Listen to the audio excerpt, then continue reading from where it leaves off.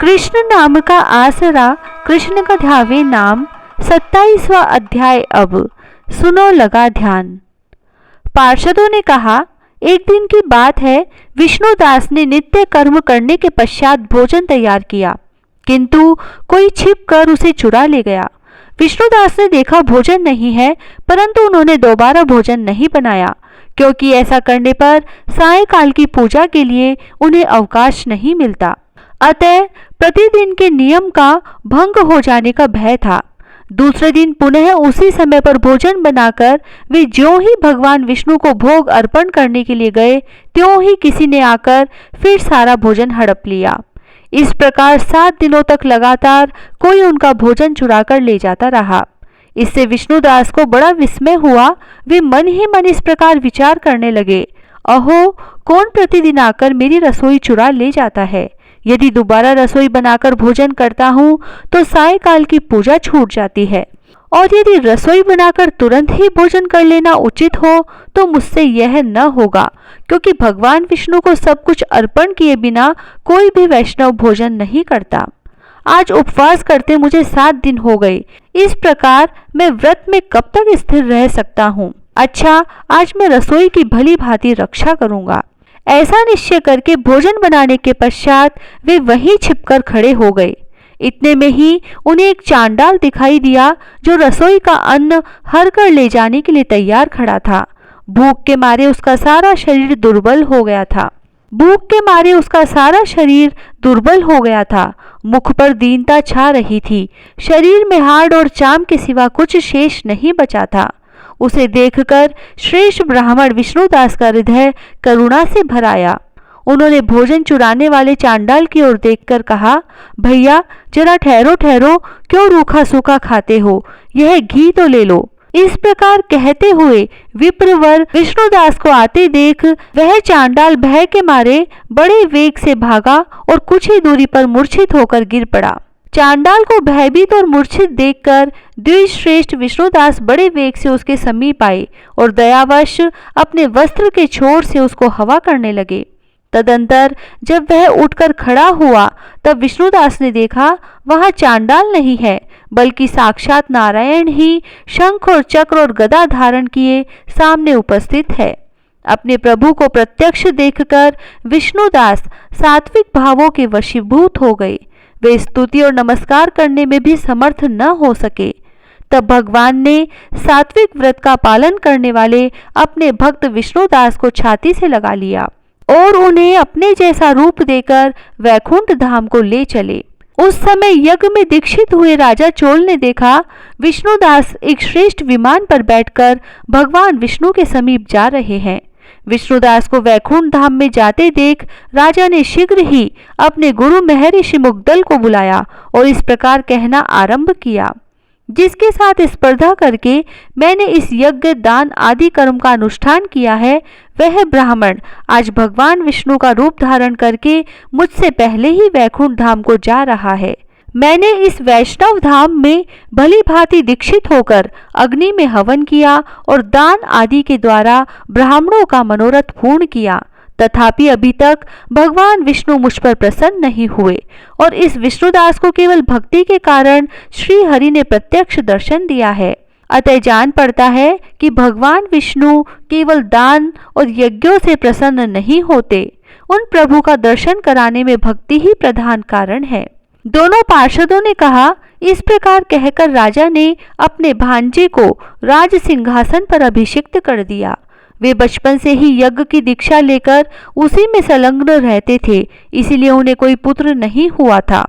यही कारण है कि उस देश में अब तक भांजे ही राज्य के उत्तराधिकारी होते हैं। भांजे को राज्य देकर राजा यज्ञशाला में गए और यज्ञ कुंड के सामने खड़े होकर भगवान विष्णु को संबोधित करते हुए 3 बार उच्च स्वर से निम्नांकित वचन बोले, भगवान विष्णु, आप मुझे मन, वाणी, शरीर और क्रिया द्वारा होने वाली अविचल भक्ति प्रदान कीजिए। इस प्रकार कहकर वे सबके देखते देखते अग्नि कुंड में कूद पड़े। बस उसी क्षण भक्त वत्सल भगवान विष्णु अग्नि कुंड में प्रकट हो गए। उन्होंने राजा को छाती से लगाकर एक श्रेष्ठ विमान में बैठाया और उन्हें अपने साथ लेकर वैकुंठ धाम को प्रस्थान किया। नारद जी बोले, हे राजन, जो विष्णुदास थे वे तो पुण्यशील नाम से प्रसिद्ध भगवान के पार्षद हुए और जो राजा चोल थे उनका नाम सुशील हुआ। इन दोनों को अपने ही समान रूप देकर भगवान लक्ष्मीपति ने अपना द्वारपाल बना लिया। ओम नमो भगवते वासुदेवाय। 27वां अध्याय समाप्त। जय श्री राधे। कार्तिक की कहानी। दो सास बहुएं थी। कार्तिक मास आया तो सास बोली, मैं कार्तिक स्नान के लिए तीर्थ जाना चाहती हूँ। बहू बोली, मैं भी चलूंगी। सास बोली, तू अभी बहुत छोटी है, अभी मुझे जाने दे। सासू तीर्थ गई तो बहू कुमार के से 35 कुंडे ले आई। रोज एक कुंडा भर कर रखती। उधर गंगा में सासू जी की नथ गिर गई। बहू कुंडे में नहाती हुई बोली, सासू नहावे उंडे, मैं नहाऊं कुंडे। इतने में गंगा की धारा कुंडे में आ गई। साथ में सासू जी की नथ भी आ गई। बहू ने नथ पहचान ली और अपनी नाक में पहन ली। महीना पूरा हुआ, सासू जी आई, बहू सामे लेने लगी तो सास नथ देखकर बोली कि तू यह कहाँ से लाई? तो बहू बोली, यह तो मेरे कुंडे में गंगा की धारा के साथ आ गई।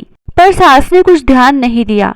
फिर सास बोली कि मुझे ब्राह्मण भोज करना है। तो बहू बोली कि सासू जी, 2 ब्राह्मण मेरे भी जिमा दो, मैंने भी कार्तिक स्नान किया है। तब सास ने कहा कि तूने कहाँ कार्तिक स्नान किया? तो बहू बोली, ऊपर चलो, मैं आपको बताती हूँ। ऊपर गए तो देखा सारे कुंडे सोने के हो गए। बहू बोली, मैं रोज कुंडा भरकर रखती और सुबह जल्दी उठकर नहाती और उल्टा करके रख देती। तब सासू जी बोली कि बहू, तू तो बहुत भाग्यवान है जो साक्षात गंगा जी तेरे पास आई। तूने श्रद्धा और विश्वास से कार्तिक स्नान किया तो भगवान ने तुझे फल दिया। दोनों सास बहू ने धूमधाम से ब्राह्मण जिमाकर दक्षिणा देकर विदा किया। हे गंगा मैया, जैसे बहू पर कृपा की, उसको कार्तिक स्नान कराया, वैसे हम सबको कराना। तुलसा जी की कहानी। कार्तिक के महीने में सब कोई तुलसा माता को सींचने जाती।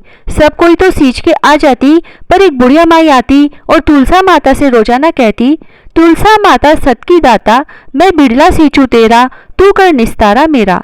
तुलसा माता अड़ुआ दे, लडुआ दे, पीतांबर की धोती दे, मीठा मीठा ग्रास दे, बैकुंठ का वास दे, चटके की चाल दे, पटके की मोत दे, चंदन का काठ दे, झालर की झिनकार दे, साई का राज दे, दाल भात का जीमन दे, 11 का दिन दे, कृष्ण का कांधा दे। इतनी बात सुनकर तुलसा माता सूखने लगी।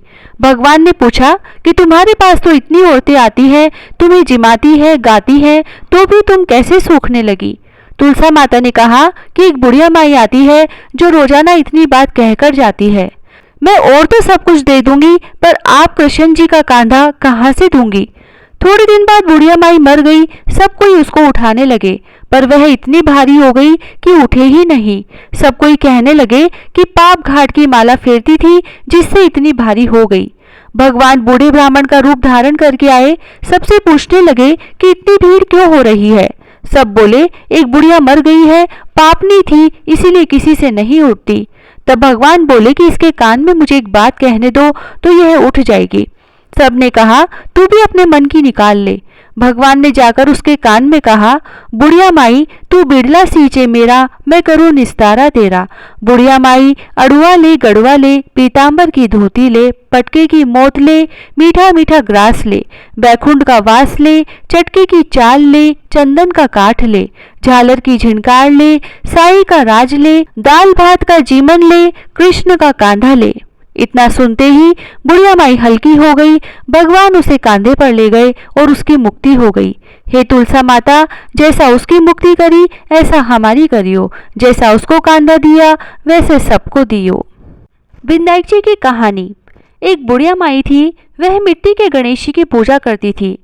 वह मिट्टी के गणेश जी रोज बनाती, रोज गल जाते। सामने एक सेठ का मकान बन रहा था तो वह वहां जाकर बोली कि पत्थर का गणेश बना दो। मिस्त्री बोले, जितने में हम तेरा पत्थर का गणेश गढ़ेंगे उतने में अपनी दीवार न चीनेंगे। बुढ़िया बोली कि राम करे तुम्हारी दीवार टेढ़ी हो जाए। अब उनकी दीवार टेढ़ी हो गई। वो बनावे और ढा देवे, बनावे और ढा देवे। इस तरह करते करते शाम हो गई। शाम को सेठ आया और उसने कहा, आज कुछ भी काम नहीं किया। तो मिस्त्री कहने लगे कि एक बुढ़िया आई थी, वो कह रही थी कि मेरा पत्थर का गणेश गढ़ दो। हमने नहीं गढ़ा तो उसने कहा कि तुम्हारी दीवार टेढ़ी हो जाए, जब से दीवार सीधी ही नहीं बन रही। सेठ ने बुढ़िया को बुलवाया और कहा कि हम तुझे सोने का गणेश मंड देंगे, हमारी दीवार सीधी कर दो। सेठ ने बुढ़िया को सोने का गणेश मंडवा दिया और सेठ जी की दीवार सीधी हो गई। हे विनायक जी महाराज, जैसे सेठ की दीवार सीधी करी वैसे सबकी करना। कहता न सुनता न हुकारा भरता ने सारे परिवार की रक्षा करना। हे कार्तिक महाराज, सबकी मनोकामनाएं पूरी करना, सबकी रक्षा करना। जय श्री राधे। लपसी तपसी की कहानी। एक लपसी था, एक तपसी था। तपसी तो भगवान की तपस्या करता। लपसी रोजाना 1.25 सेर का हलवा बनाकर भगवान को भोग लगाकर टाली हिलाकर जीम लेता। एक दिन दोनों में झगड़ा हो गया। लपसी बोला मैं बड़ा, तपसी बोला मैं बड़ा, क्योंकि मैं भगवान की तपस्या करता हूँ। नारद जी बोले कि तुम्हारा फैसला मैं करूँगा। दूसरे दिन तपसी नहाकर आने लगा तो नारद जी ने 1.25 करोड़ का मुंदड़ा तपसी के आगे गिरा दिया। उसने आंख खोलकर देखा तो मुंदड़ा पड़ा था। उसने उठाकर पैर के नीचे दबा लिया और तपस्या करने लगा। उधर लपसी ने 1.25 सेर का हलवा बनाकर भगवान को भोग लगाकर टाली हिलाकर जीम लिया। इतने में नारद जी आए और दोनों को अपने पास बैठाया। दोनों पूछने लगे कि कौन बड़ा है। नारद जी ने तपसी से कहा कि अपना पांव हटा। पांव हटाते ही मुंदड़ा निकला। तब नारद जी बोले कि मुंदड़ा चुराने से तेरी तपस्या भंग हो गई है, इसीलिए लपसी बड़ा है। तपसी कहने लगा कि मुझे मेरी तपस्या का फल कैसे मिलेगा। नारद जी बोले कि तेरी तपस्या का फल कार्तिक नहाने वाली देंगी। सब कहानी कहकर तेरी कहानी नहीं कहेंगी तो कार्तिक का फल तुझे हो जाएगा। धोती देकर अंगोछा नहीं देंगी, सीधा देकर दक्षिणा नहीं देंगी, ब्राह्मण जिमाकर दक्षिणा नहीं देंगी, दीवा चास कर हाथ न जोड़े तो तेरा पुण्य होगा। कपड़ा दे के बटन न लगावे, दाहिने हाथ नाड़ा बांधे तो सबका फल तुम्हें हो जाएगा। और इतना कहकर नारद जी चले गए। लपसी को फल लपसी ने हो जो, तपसी को फल तपसी ने हो जो, माँ की कथा कहानी को फल माँ ने हो जो। पीपल पतवारी की कहानी। एक गुजरी थी, उसने अपनी बहू से कहा कि तू दूध दही बेच के आ। वह बेचने गई तो रास्ते में औरतें पीपल पतवारी सींच रही थी। उनको सींचता देखकर बहू ने पूछा कि तुम यह क्या कर रही हो। औरतें बोली कि हम पीपल पतवारी सींच रही हैं, इससे अन्न और धन होता है, 12 वर्ष का बिछड़ा हुआ पति मिल जाता है। बहू बोली ऐसी बात है तो तुम तो पानी से सींचती हो, मैं तो दूध से सींचूंगी। अब तो गुजरी बहू रोजाना दूध दही बेचने ही नहीं जाती, वह रोजाना दूध तो पीपल में और दही पतवारी में सींचती। सास दूध दही का दाम मांगती तो कह देती कि महीना पूरा हो जाने पर दे दूंगी। कार्तिक का महीना पूरा हो गया, पूनम का दिन आया। बहू पीपल पतवारी के पास जाकर बैठ गई। पतवारी ने पूछा कि तू मेरे पास क्यों बैठ गई। तब बहू बोली कि सासू दूध दही का दाम मांगेगी।